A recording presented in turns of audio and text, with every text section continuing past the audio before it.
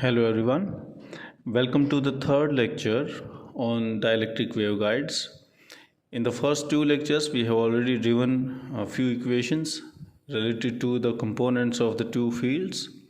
Like we have driven the components of electric and magnetic fields for inside the waveguide with as equations number 15 to 18, and for outside the waveguide, we have driven from equation 19 to 22.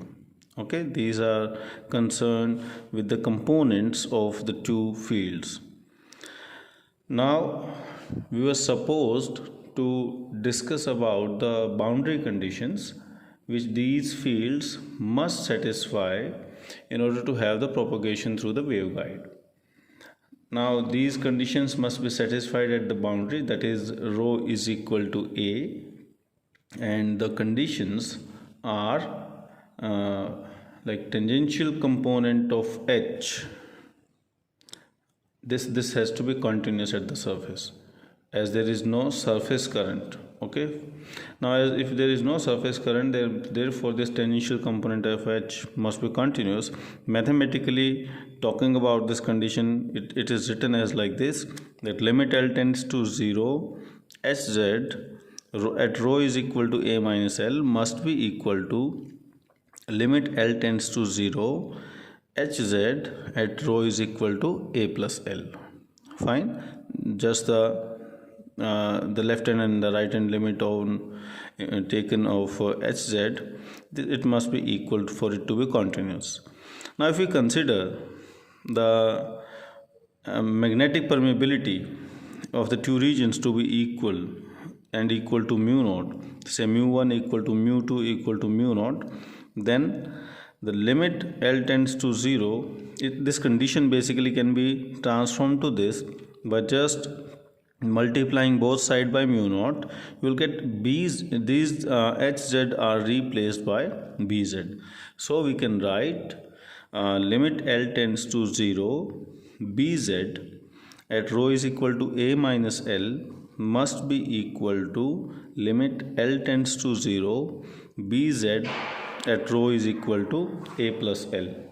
Okay, now moving ahead, we have J naught gamma A equal to A k naught beta A. This is equation number 23. This is just obtained by taking the value of this Bz, fine, and taking this value of Bz at these particular points. Okay, because outside you have A k naught function and inside you have J naught function. Fine, this is equation number 23. Now the second condition is that the normal component of B must be continuous at the surface. Now what is the normal component? It is B rho, because it is along the radius of the waveguide. Okay, so if B rho is continuous at the surface, it simply means that these again left hand and right hand limits are equal. So B rho at rho is equal to A minus L. Okay, well, when L tends to 0, and B rho at rho is equal to A plus L when L tends to 0, these must be equal. Fine. Now if you put these the value of B rho for inside the waveguide and you take it at A minus L, then you will get minus iota k by gamma J1 of gamma A equal to in outside, in the case of outside the waveguide, you have the functions A k. So in that case you take rho is equal to A minus L, A plus L, sorry, and take L tends to 0. In that case you will get AK1 beta A iota k by beta. So if you solve it, and you can write it then in this form, like J1 gamma A by gamma, take the other things on the other side. Basically this case has got cancelled, and take this negative sign on the other side and you will get minus A by beta K1 beta A. Take this as equation number 24. Now you just divide this 24 by 23 to eliminate this a, and in that case you will get J1 gamma A by gamma times this J naught gamma A equal to minus K1 beta A and divided by beta times K naught beta A. Okay, this is say equation number 25. Now the next thing is you just write it like gamma square plus beta square into a square. What you have done, you just added the values of gamma square and beta square and just multiplied with a square and nothing else. You will get this value, mu times epsilon minus mu naught epsilon naught times omega square a square.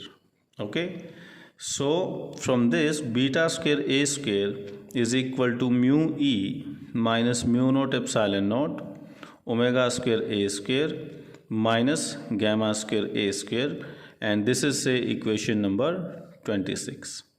Okay, so now what you have to do now, that basically this equation number 25 and 26, these are plotted, okay, against the value of beta square a square as well as gamma square a square, depending upon whether the things are discussed inside the waveguide or outside the waveguide.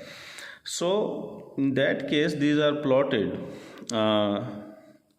with respect to these values of beta square a square and gamma square a square, and we will get two curves there. Okay, and they basically intersect at some values, and intersection of these two will give you some maximum values of gamma a, and in case of when you get the maximum value of gamma a, from that you will consider that there exists a frequency omega naught, you can say, which is called as the, you can say, cutoff frequency, and that cutoff frequency is obtained by that plot. Though I am not going to plot that plot here, but you can understand that from these equations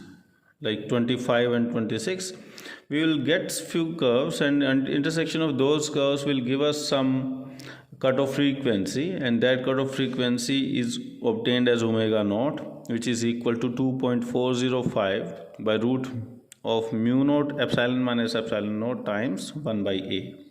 Okay, so this is the cutoff frequency, and say I'm taking this as equation number 27.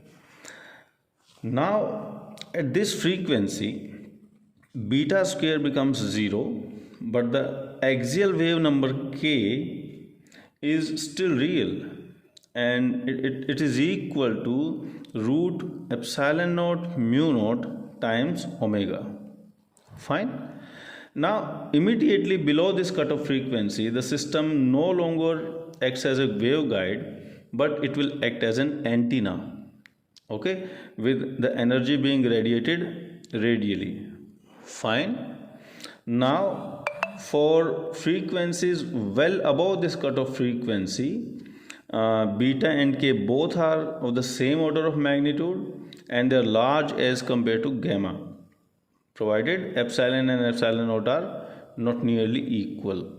So these are some conditions for this you can say propagation of you can say waves through these waveguides below and above this cutoff frequency. Okay, so this is it for this particular mode of transmission. Now the next mode of transmission is transverse magnetic mode. Okay, now in transverse magnetic mode you have Bz equal to 0 and Ez is non-zero. Okay, so the general equation is curly 2 by curly rho square plus 1 by rho curly by curly rho plus gamma square Ez equal to 0. This is equation number 28. And this is for what? For rho less than equal to A. That is inside the waveguide, and for outside the waveguide you will have curly 2 by curly rho square plus 1 by rho curly by curly rho minus beta square Ez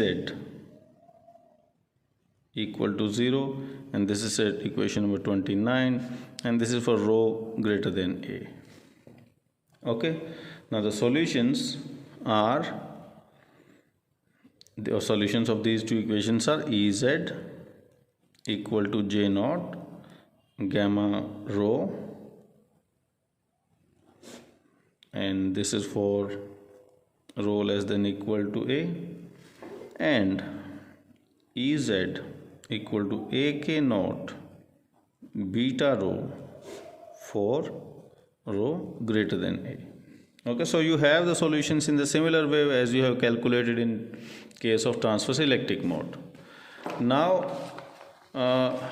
in a case when you write the solutions for inside, we must have the components again to be calculated, and for you can say first case when rho is less than equal to A, you must have this B phi equal to iota omega mu epsilon by gamma square curly by curly rho Ez. I am calculating in a similar way as I have done in case of the transverse electric mode. Okay, we have calculated various components. In the same way I am writing this again, and this is further equal to minus iota omega mu times epsilon divided by gamma, and this is J1 times gamma rho. Okay, just use the value of Ez here and differentiate, you will get this value, and this is equation number 30, and you will get E rho equal to iota k by gamma square curly by curly rho Ez, and this is equal to minus iota k by gamma J1 of gamma rho. Okay, this is say equation number 31. So you have got two fields here, B phi and E rho, and second for rho is greater than A. Again you will have the two fields. Let me do it on the next page. Just wait a minute. Okay, now for the region outside the waveguide, that is for rho is greater than A, we must have this B phi equal to iota omega mu epsilon by beta square curly Ez by curly rho, and this is equal to minus iota omega mu epsilon capital A by beta, and the differentiation you will get this beta times, and then that's why this beta square is being taken as beta, one beta is cancelled, so this is K1 beta rho, equation number 32. Okay, now E rho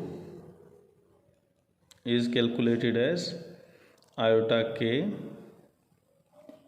A by beta K1 beta rho, and this is say equation number 33. Okay, you can write that value here. Now you have got the two fields again, for outside as well as inside. Again, these fields must satisfy the boundary conditions, and the boundary conditions are: number one, that the tangential component of capital E, these are continuous, that is, you can write this value as, this condition as, sorry, limit L tends to 0, Ez at rho is equal to A minus L. This must be equal to limit L tends to 0, Ez at rho is equal to A plus L. Okay, which further means that J naught gamma A must be equal to, again, AK naught gamma A. This is for, say, 34 number equation.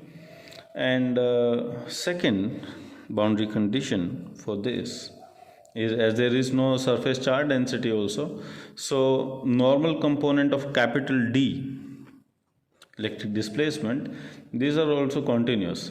That is, limit L tends to 0, d rho at A minus L, rho value A minus L, must be equal to limit L tends to 0 on d rho at A plus L. These must be equal. And if you just multiply the left hand side by epsilon, or you can write this, the value of d rho here, this is basically, as this is for inside the waveguide, so you can write it like limit L tends to 0 epsilon times E rho at A minus L must be equal to limit L tends to 0, and this is for outside, so you can write epsilon naught times E rho at A plus L. Okay, these must be equal. So if you do calculate these values, you will get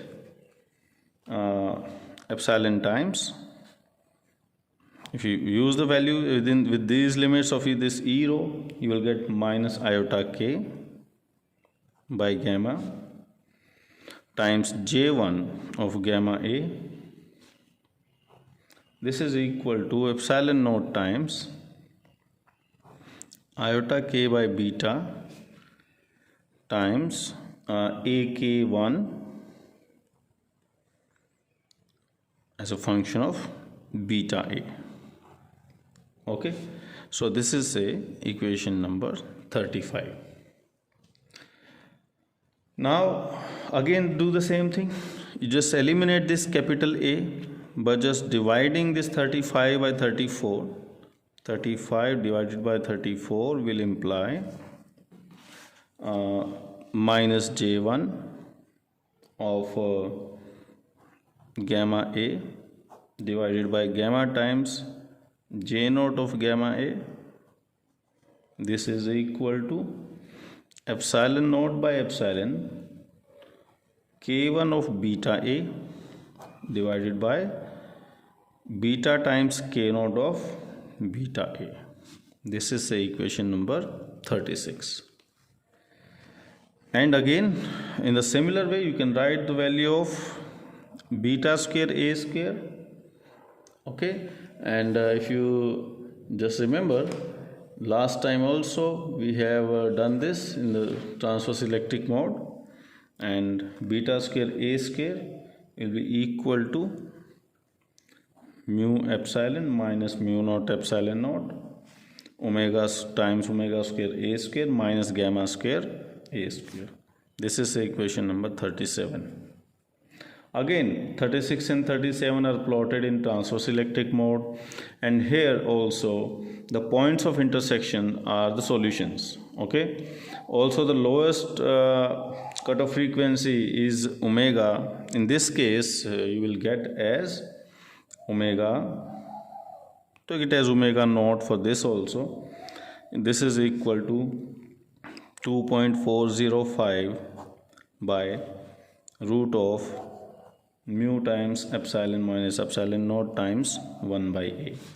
as in transverse electric mode. Okay, so in general we have done the same thing in transverse electric mode and transverse as we have done in, sorry, we have done this transverse magnetic mode as we have done in the transverse electric mode. So the cutoff frequencies are coming equal whether it is transverse electric or transverse magnetic. The you can say method of solving or to get these cutoff frequencies is the same, that you just have to plot the two equations against beta square a square and gamma square a square for, you can say, the two regions outside and inside, and you will get the solutions by intersections of the two curves we will obtain, and those curves will give you some kind of some solutions, and those solutions will lead to the cutoff frequencies of these values. Okay, so we have completed this article now as you can say as of dielectric waveguides and the transmission of electromagnetic waves through dielectric waveguides. Okay, so that's it for today. Have a nice day.